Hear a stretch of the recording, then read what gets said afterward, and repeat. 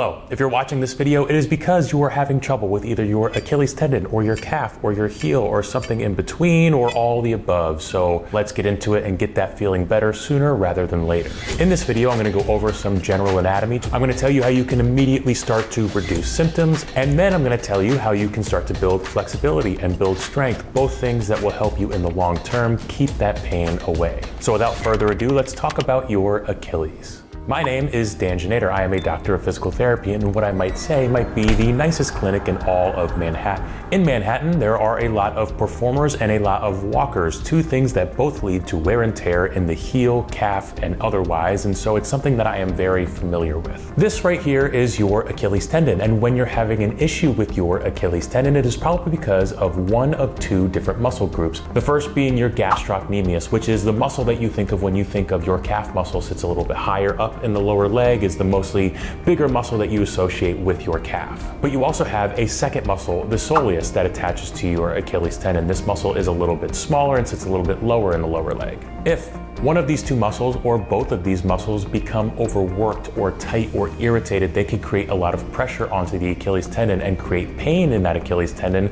or pain in the heel where that Achilles tendon attaches to. So whether you're having pain in the bottom of the heel or the back of the heel or along the Achilles tendon, chances are it has something to do with your gastrocnemius or your soleus. And so when it comes to symptom reduction, that is exactly where we are going to start. I've used a lot of things in my day, and this is my favorite thing that I have used by far. I have left a link in the description of this video. To use it, all you have to do is sit in a chair where you can keep your leg nice and relaxed. Then you're just gonna take this guy and find a spot on your calf where you feel like it's a little tight or a little angry, or it should actually be pretty intuitive. Your body does a pretty good job of letting you know where a muscle needs to be worked. All you wanna do is use a nice gentle pressure right over that muscle in a way where it may feel like a little uncomfortable. You're definitely gonna get into some, I like to call it a good hurt type of territory, but you wanna use a pressure to where it starts to feel better the longer you go. If you are doing something like rolling out the calf, and the more you do, the more painful it becomes, and it becomes sore and almost bruised, it means that you are pushing way too hard. And of course, you don't have to use the stick. You can use something like a traditional foam roller in the same spots on your calf, just like this.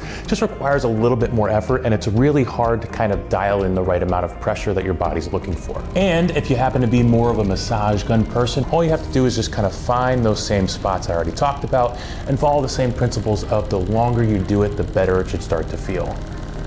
No matter what you decide to use, you should start to feel a lot looser in that heel, in that Achilles, and in the ankle in general. And so now let's stretch it to keep it flexible and keep it feeling that way. The easiest way to stretch your calf is by getting into a stagger stance like this. All you have to do is keep your back heel glued to the ground, your back knee locked completely straight. From there, you're just leaning into it and you should start to feel a nice good stretch in your calf.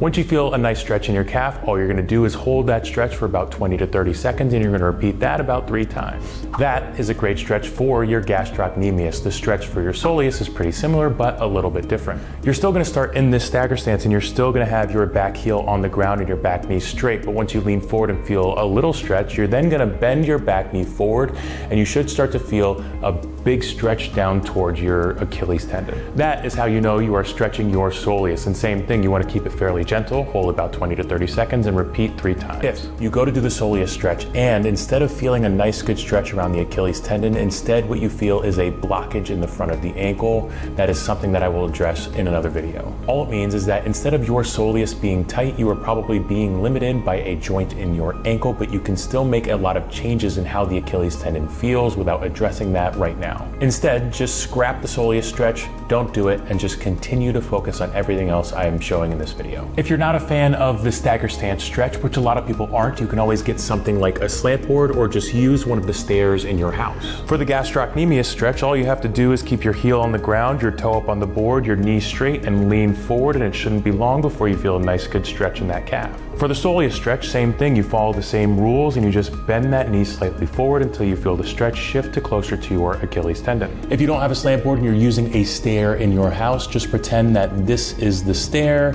this is the floor, and you kind of do the same thing. You just don't have that added bit of support that runs from the stair to the floor, but it all works just the same, I promise. Finally, now that the symptoms have calmed down and you've got it nice and flexible, the last thing to add is the thing that will end up making the biggest difference, and that is building building strength. For the purposes of this video and keeping this program as simple as possible, we are only going to focus on some variations of the same exercise, calf raises. The first calf raise variation that you are going to try is whatever side you are feeling that Achilles tendon discomfort, you are going to focus on building some eccentric control. We are going to do that by rising up on both toes, holding onto something for a little bit of balance, but not putting your weight through that something. It's just meant to kind of keep you steady. As you rise up on both toes, as you're at the very, very top, you're going to transfer all of your weight to that side that is uncomfortable and then lower on just that side very slowly. It is the slow lowering of this exercise that builds the eccentric control, and building eccentric control has long been shown to build tendon strength and help the health of your tendon.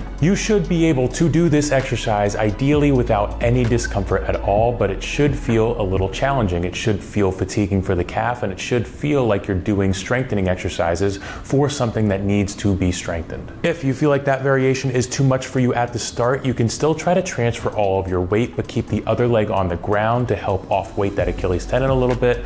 But the goal is that you still try to lower with most of your weight on the side that is uncomfortable. Once you feel like that is fairly easy, you can then start to do a single leg calf raise variation, coming up and down all on that one side. For the hardest version of this exercise, we can add back the slant board or the stair or whatever it is you use for the stretch. Standing on just one leg with your toe up the slant board or up the stair, still holding on for a little bit of support, you're going to do the same single leg calf raise all the way up and all the way back down. By doing the exercise on this slant board, you are now taking your calf through more of a range of motion, which not only makes the exercise more difficult, but also makes it better for the overall health of the muscle. Whatever variation of that calf raise exercise you are most comfortable with, just stick with that for 3 sets of 10. If you focus on this program for 3 to 4 days a week for maybe 2 to 3 weeks, you should start to see a pretty sizable increase in how good your Achilles tendon is feeling. If you don't start to see a difference for the better in that time period, and you're also being honest with yourself about how consistent you are being, then it might be time to see a professional.